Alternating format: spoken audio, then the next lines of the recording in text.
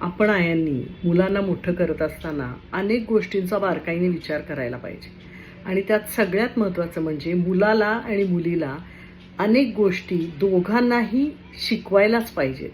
अनेक जीवनावश्यक गोष्टी आपण मुलींना आवर्जून शिकवत राहतो, त्यांच्या मनावर बिंबवत राहतो. का तर तिला लग्न होऊन दुसऱ्याच्या घरी जायचं आहे, तिथे ॲडजस्ट करायचं आहे.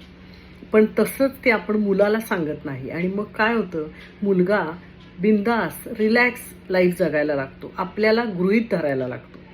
आपण असतो, आपण त्याचे लाड करतो, आपण त्याच्या हातात सगळं देतो, तोवर ठीक आहे. या गोष्टीचा त्रास नंतर त्याच्या बायकोला होणार असतो. कारण आपण त्याला शिस्त लावलेली नसते, वळण लावलेलं नसतं, छोट्या छोट्या गोष्टी करण्याची सवय लावलेली नसते. मुळात बरोबरच्या माणसाला मदत करण्याची त्याच्या अंगात सवय मुरवलेलीच नसते. समोरच्याला गृहीत धरणं आपण आपल्या मुलाला शिकवतो आणि तिथेच आया चुकतात. म्हणजे अतिप्रेमापोटी माझं लाडका बाळ, माझा बाबू असं म्हणून म्हणून सगळं त्याचं ऐकत जायचं, त्याला जे हवं ते करत राहायचं, त्याला सगळ्या गोष्टी हातात द्यायच्या आणि एक चुकीचा माणूस घडवायचा. त्या चुकीची शिक्षा होते त्याच्या बायकोला लग्नानंतर.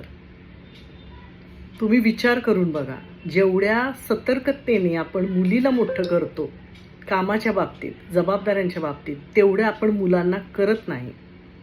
म्हणजे समाजाची जडणघडणच तशी झाली आहे.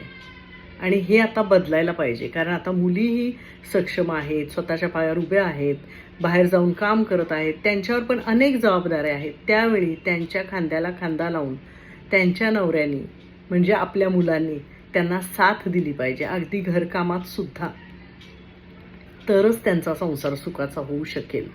आणि त्यांच्या त्या सुखाच्या संसारासाठी आपण आज थोड्या कडक आया बनणं गरजेचं आहे. बघा, विचार करू.